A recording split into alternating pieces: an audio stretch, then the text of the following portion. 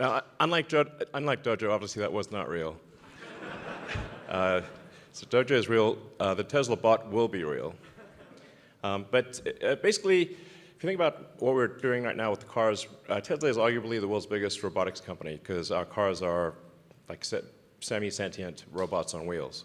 And with the full self-driving computer, essentially the inference engine on the car, which will keep evolving, obviously, and Dojo, and all of the neural nets recognizing the world, understanding how to navigate through the world, it kind of makes sense to put that onto a humanoid form. And we're also quite good at sensors and batteries and actuators.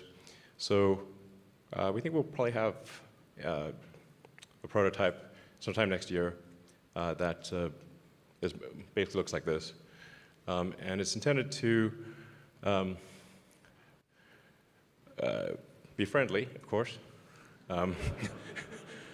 and navigate through a world built for humans and eliminate dangerous, repetitive, and boring tasks. We're setting it such that it is, at a mechanical level, at a physical level, you can run away from it. And most likely overpower it. So hopefully that doesn't ever happen, but you never know. So it'll be a light, yeah, anyway, 5 miles an hour. If you can run faster than that, you'll be fine.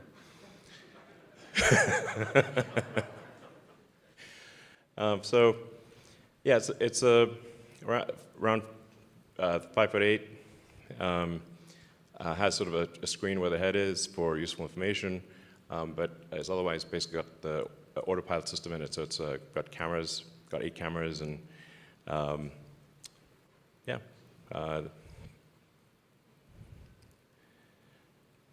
Full self-driving computer, and making use of all of the same tools that we use in the car. So, I mean, things that I think that are really hard about having a useful humanoid robot is, can it navigate through the world without being explicitly trained? I mean, without explicit, like, line-by-line instructions. Can you talk to it and say, please pick up that bolt and attach it to the car with that wrench, and it should be able to do that. It should be able to, please go to the store and get me the following groceries, that kind of thing. So, yeah, I think we can do that. And yeah, this I think will be quite profound, because if you say it like, what is the economy? It is, at the foundation, it is labor. So what happens when there is, no shortage of labor? This is why I think long term that there will need to be universal basic income. Yeah. But not right now, because this robot doesn't work. So we just need a minute. So yeah, but I think essentially in the future, physical work will be a choice. If you want to do it, you can, but you won't need to do it. And yeah, I think it obviously has profound implications for the economy, because given that the economy at its foundational level is labor, I mean, capital equipment is just distilled labor, then is there any actual limit to the economy?